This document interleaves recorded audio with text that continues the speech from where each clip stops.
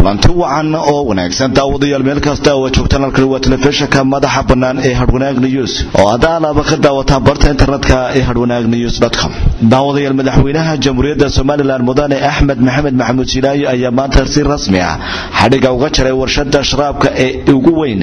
Somaliland ee Somaliland Beverage Industry. munaasabad ballaaran oo loo sameeyay wanqasha warshada SBI ayaa ka soo koob madaxweynaha Somaliland waxa ka soo qayb galay wasiiro iyo mudanayaal ka tirsan baarlamaanka Djibouti, wasiiro ka socda xukuumadda Somaliland, mudanayaal ka tirsan labada gole ee guurtida iyo wakiilada, xubno ka socda dawladda Itoobiya, Soomaaliland iyo marti sharaf aad u tiro badan. hadal kooban oo munaasabadaasi ka jeediyay mudane Axmed Cismaan Geelo oo gudoomiyaha warshada SBI ee Somaliland ayaa xusay in dadaalkii uu galay muddo dheer ka hor sidii uu dalka uga hirgelin lahaa warshada sharaabka uu ku guuleystay. waxaana daawaday hadaladii Axmed Cismaan Geelo kamid ahaa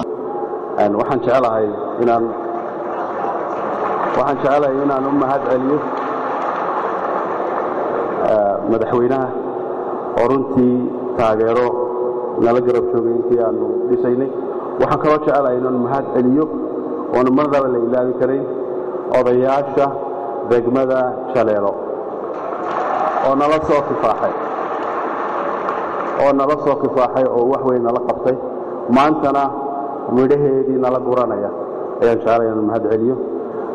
waxaan kaloo codsi baan leeyahay dadweynaha Somaliland meel wala joogaanba inayna taageeraan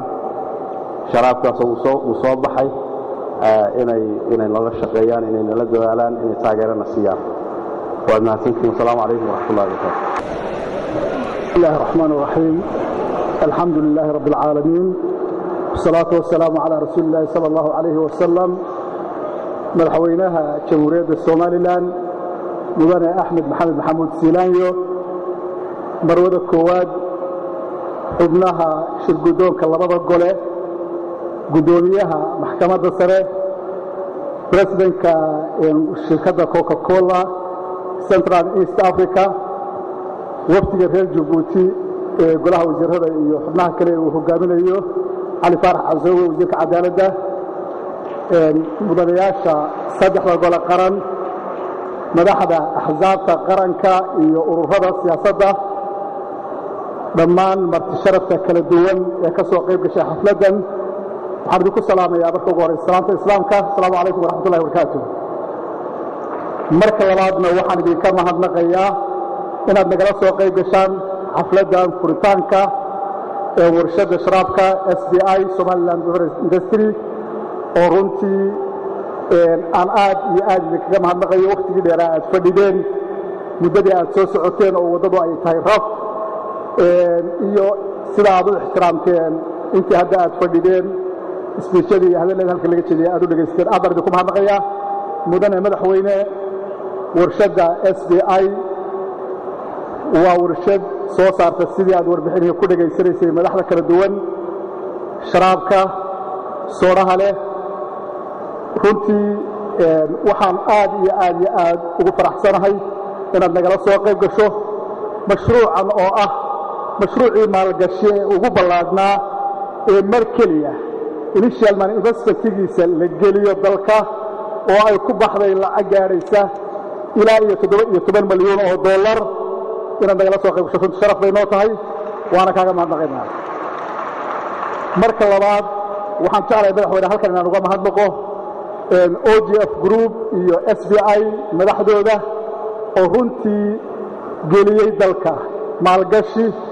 waxtar ah oo dalka waxtar u ah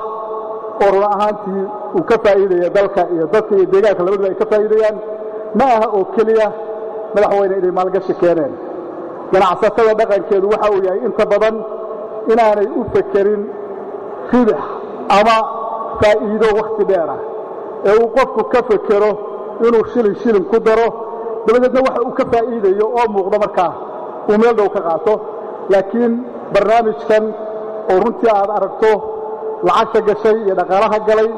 waa barnaamij runtii ay ka dambaysay aragti fog iyo hal abuur runtii xeel dheer. mana aha oo kale inay maalgashi keenaan, waxay keeneen inay dhiirigelin ku sameeyaan maalgashatada kale ee dalka iyo kuwa dibadduba, ayna muujiyaan calaamad muujinaysa inuu dalku yahay dal u qalma in la maalgashado oo la maalgashan karo laguna aamini karo lacagta intaa leeg waxay keeneen shaqo abuur waxaana ka howlgala hadda ilaa 150 qof oo shaqaale ah iyadoo sidii warbixinta aad ku dhageysanaysana ilaa sanadka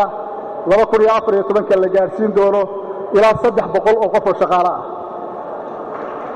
waxay keeneen aqoon iyo xirfad oo shaygu marka aanu jirin aqoontiisu ma kobocdo xirfadiisu ma kobocdo sidii warbixinta lagu siiyeyna ay haddeer ugu yaraan kala badh shaqaalihii ajnabiga ahaa ee shaqada ka bilaabay kala wareegeen xirfadley iyo dad aqoon leh oo dalka u dhashay runtii taana aqoon bay keeneen marka ugu dambaysa waxa ay baajiyeen lacag adag ama hard currency oo bixi jirtay oo dalka ka bixi jirtay lagana yaabo inay lagu soo iibsan jiray waxyaabo aynu samaysan karno sida maanta inta hortaada ka muuqato ama 90% waxa ay ka samaysan yihiin alaabta laga isticmaalaya ay dalka laga heli karo markaa waxay baajiyeen lacag adag bay runtii baajiyeen taana aad iyo aad baan ugu mahadnaqayaa run ahaantii ka xukuumad ahaan sidii uu qorshaha xukuumadda aad hogaaminaysa ahaa intii karaankayaga ah wixii la tari karayey iyo wixii lagu kaabi karayey intaba waanu u qabannay oo ay ugu horayso alaabta halkan hortiina ka muuqata ama ha noqoto machinery ha noqoto ama raw material iyo alaabta ceedhin ha noqoto aanu cashuur dhaaf dhammaantood ugu soo daynay warshadda si loo dhiirigeliyo maalgashiga dalka waxaanuna diyaar u nahay ilaa iyo hadda wixii ka dambeeyana in sidaa ay ku sii socoto wixii raw material ee aan looga maarmi karin ama alaabta ceedhin aan looga maarmi karin ay warshaddu ku socoto in iyana sidaas oo kale ay ahaan doonto iyadoo aan u ballan qaadayno sida shuruucda maalgashiga dalku qabaan iyadana inaannu ka caawinno ama aanu ku taageerno in cashuurta salstagista ama cashuurta galista muddada 3 sano ugu horeysay ay saldhiganayso ay yihiin iyaguna bilaash labada sano ee ku xigtana sida sharciga maalgashigu qorayo ay noqon doonto 50% in laga dhimo cashuurta galista ee ku waajibta mashaariicda noocan oo kale ama wax soo saarka noocan oo kale ah marka labaad madaxweyne waxaan iyana u mahadnaqayaa runtii hay'adihii dawladda ee gacanta weyn naga siiyey hawshan oo ay ugu horeyso wasaaradda maaliyadda oo runtii haddii aanay wada shaqaynta iyaduna qayb ka ahayn aanay hirgasheen barnaamijka iyo wada shaqaynta aanu la lahayn ganacsatada iyo maalgashadayaasha aanu la lahayn aad baan ugu mahadnaqayaa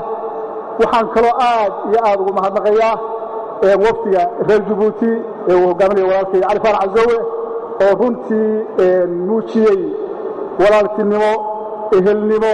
iyo darayn ay daraynayaan waxa dalka u soo kordhay iyo waxa dadka u soo kordhay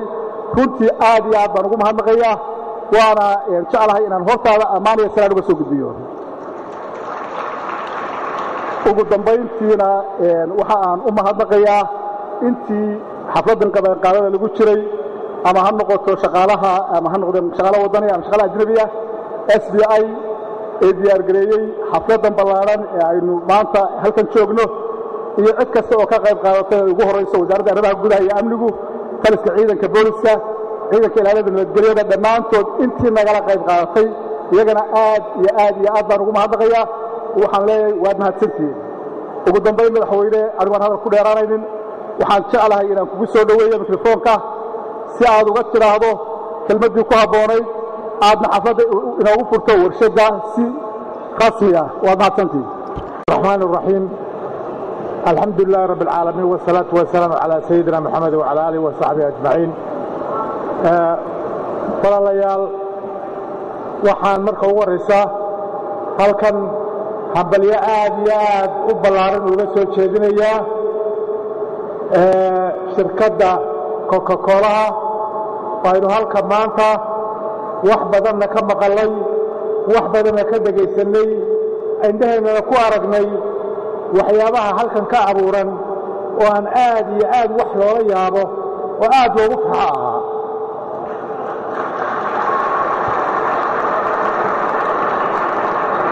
anigoo mulkiilayaasha Axmed Geelle iyo shirkadiisa iyo shirkadaba ammaan ballaaran u soo jeedinaya runtii waxaan maanta halkan ku arkay waxaan filayay may ahayn wax aad uga ballaaran weeye waxaan leeyahay waxay Somaliland ku faari karto oo maanta halka ugu marti noqon hadaynu qolada halka maanta ugu martinahay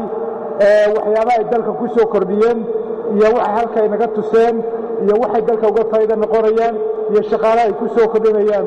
waxa ka sii weyn waxa laga baran karo iyo waxaynu ka faa'iido karno iyo sida dunida loogu xidhi karto aynu magac iyo sharaf ugu yeelan karno ayaa wax walba ka sii weyn marka waxa la hadalyo aad iyo aad u ballaaran baan soo jeedinayaa sidii uu wasiirka ganacsigu ka warramay uu aba sheegay waxaanu leenahay annagu mar walba haddii aanu dowladda waxaanu diyaar u nahay dowladda nahay inaanu xallo wixii dhiirigelin ah ee dhiirigelinaya samaynta warshadaha caynkan oo kale ah industriska caynkan iyo wixii la mid ah ee dalka wuxuu soo kordhinaya ee u faa'iideynaya ee shaqo u abuuraya ee wax ummadda iyo dalku ku dirsadaan ee horumarkiisa wax ka qaban kara diyaar baan u nahay inaanu dhinac walba ka caawinno oo wixii aanu la qaban karnoba aanu la qabanno dowladda Somaliland diyaar buu xal u tahay waana ku dhiirigelinaysaa insha Allah tacaala marka waxaan leeyahay barkala hambalyo aad iyo aad u ballaaran baan leeyahay waanan qolada tan hawsha soo qabatayna iyana mahad ballaaran baan u celinayaa annaguna waxaanu diyaar u nahay inaanu qaybteeda ka qaadano marka qolada reer Djibouti nooga timo walaayaga iyaguna martiqaadka noogu yimid madaxda iyo mas'uuliyiinta iyaga waxaan leeyahay walaalnimada inaga dhaxaysa iyo hawsha aynu wada hayno iyo sida aynaan u kala maarmayn hawsheena iyo shaqadeena iyo dadkeena soo xirayeen ayay muujinaysaa in kala xaleelay soo dhawaada ahlan wasahlan wa dadkiina ayaan leeyahay Your Excellency, the President of Somaliland, Ahmed Mohamed Mahmoud, honorable ministers, I've had the opportunity to meet a number of ministers from Somaliland this morning, a delegation of ministers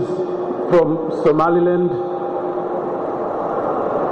the chairman of Somaliland Beverage Industries, Ahmed Gwele, and your leadership team and board members, members of civil society here this morning, distinguished guests, ladies and gentlemen. Good morning and thank you for coming to grace this special occasion, where we are officially opening this great facility that SBI has built. We are deeply honored to have with us so many of our customers, distributors, stakeholders, public officials, civil society, all, I believe, great friends of the Coca-Cola system. We really are pleased to have you here this morning. Your Excellency, today is a very important milestone in the history of Coca-Cola in sub-Saharan Africa. Our business in Africa has been operating since 1928 in most parts of Africa. And today we are very pleased and proud that Somaliland has joined the cadre of other countries on the African continent who are producing Coca-Cola. Only 2 years ago, in fact 2 weeks ago, on May the 8th, we celebrated the 126th birthday of the Coca-Cola Company. We celebrated the date at which brand Coca-Cola was invented. From the time that brand Coca-Cola was first produced, we made one promise: to bring world-class refreshment within arm's reach of consumers and communities. I am pleased to note that through our esteemed bottling partner, Somaliland Beverage Industries, we are keeping this time-honored promise to our consumers, to our customers, to our distributors, to bring refreshment and contribute to the community. Recently, as a company across the African continent, we launched a new advertising campaign, an advertising campaign that basically leverages the positive optimism, the excitement, the growth that we are seeing across Africa, And that advertising campaign is called A Billion Reasons to Believe in Africa. And every day as a company, as we do business in Africa, as we come to Somaliland to do business with this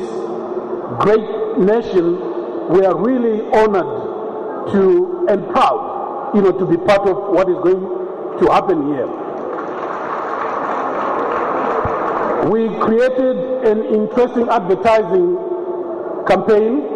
that is led by a TV commercial. I will try to see if we can play this television commercial for you, which is actually in the airwaves around most of Africa today. It's called A Billion Reasons to Believe. If you can play the commercial.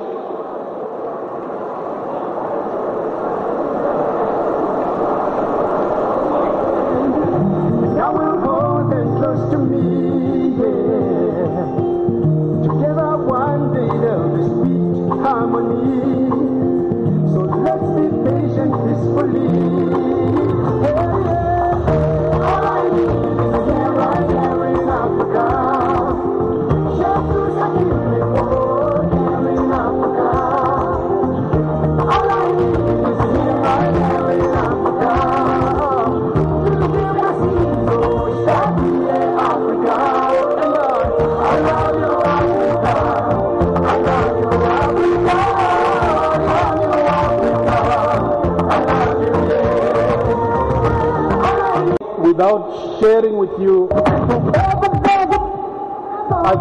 I thought I wouldn't go away without sharing with you the excitement that we have as a company and as a system on the African continent, and also the excitement that we have about the progress that Africa is making in general. I was last in Somaliland in 2008 when I came to meet Ahmed Gwele, and we spent some time in the marketplace visiting some customers, drove around Hegesha, and I can say, just coming from the airport this morning, I've seen a lot of construction going on. Buildings that I didn't see coming up in 2008 when I was here. And that's all progress, and we need to feel good about it. So doing business in Somaliland, therefore, is a demonstration of our unshakable belief in Africa. As one of the largest corporations in this part of the world, we are deeply committed to the development of the continent, and in the past 10 years, for example, our system on the African continent has invested close to $6 billion in the last 10 years. And going forward, our system across Africa is projected to invest over $12 billion as we continue to expand our business and contribute to the growth of our economies in Africa. When you really think about it, you look at the economic growth that we're experiencing in Africa today, you look at the entrepreneurial spirit that you see in Hegesha, in Somaliland. When you go to the market, you see traders buying and selling items. You feel the energy, you feel the entrepreneurship, you see the positive, demographic changes we're seeing, growth in middle class. We see urbanization with more and more people coming into urban areas, looking for opportunity. All this fueling, the growth that we're seeing across the continent and helping us in believing a lot more solidly on the African economy. Our business in Somaliland that Ahmed and his team have put together is going to contribute significantly, not only in direct employment, it's going to contribute in indirect employment in the marketplace. And we at Coca-Cola are very excited about the future of Somaliland, and also we are very excited about the opportunity that the whole African continent presents, to the business community. Your Excellency, I want to thank you and your government for recognizing Coca-Cola as a key contributor to Somaliland's long-term development and growth. We appreciate that. This is an important market in the Horn of Africa region. In every market in which we operate, Coca-Cola is really a local business. It generates local economic value, pays local taxes, employs local people, impacts local communities, and above all, in Somaliland, it's run by locals, and we are very proud of that operation.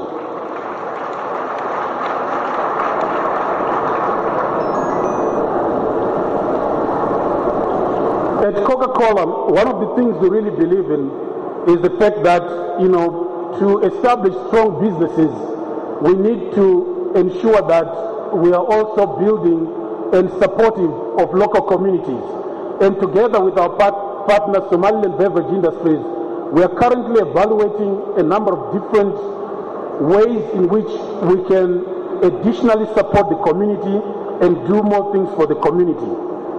For us, sustainability is truly mission critical. We need to make sure that as we build our business, we are also contributing to the communities in which we do business. Together with Somaliland Beverage Industries, we are specifically looking at how we can play a role in the area of water and sanitation moving forward. As you may know, we have a number of programs that we run across the African continent. We have a program that we call RAIN, which is called Reclaim Africa Initiative. This initiative is aimed at making sure that we can make water available to 2 million Africans by 2015. We've put aside $30 million where we are investing in either water supply, water replenishment programs, for different communities across Africa. And within that particular realm of the RAIN Africa Initiative, we are going to look at how we can be supportive of our bottling partners here, Somaliland Beverage Industries.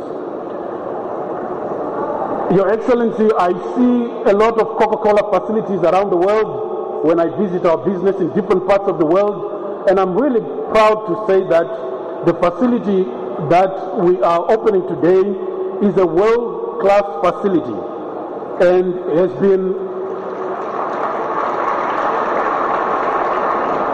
been a result of a lot of hard work, a lot of commitment and passion exhibited by the team from Somaliland Beverage Industries led by Ahmed. To tell you the truth, from the first time I met Ahmed and he was writing his speech, I believed we had a partner we could work with. I enjoyed his passion. You could feel the passion for making progress as we try to build this partnership to get this business going. I could feel his commitment to making a difference and to contributing to the community. And I could feel that with that partnership we could establish a plant that will be able to supply and provide refreshment to consumers. So thank you, Ahmed, for that commitment. We thank you for making your home our home, and we look forward to a continued partnership as we build our business moving forward. In closing, I should just say how delighted I am to be with you here today, to see this baby that was born a couple of years ago really begin to start running. It's really good to be here and to see this happen. I thank you, Your Excellency, for your warm welcome and for taking your time to come and embrace this special occasion. I'm sure that together with this great part of the world, we will build a partnership that will contribute to a meaningful level in this great country. Thank you very much for listening to me, and thank you very much for coming today.